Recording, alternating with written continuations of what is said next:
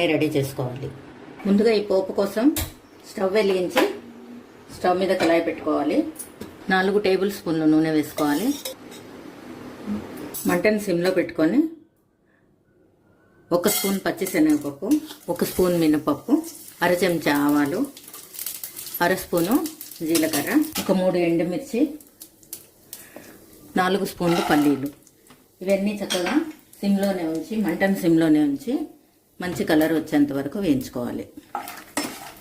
పల్లీలు చిటపట శబ్దం వస్తున్నప్పుడు పచ్చిమిర్చి వేసుకోవాలి. 2 సార్లు కలిపి చివరిగా పచ్చిమిర్చి కరివేపాకు వేసుకొని ఇవి కూడా చిటపట అనేంత వరకు, పచ్చిమిర్చి కొద్దిగా తెల్లగా అయ్యేంత వరకు వేయించుకోవాలి.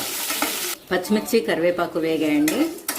ఇప్పుడు మనం దీంట్లో పులుపు కోసం తీసుకుంది చింతపండు గుజ్జు, తయారు చేసి పెట్టుకున్నటువంటి చింతపండు పులుసు.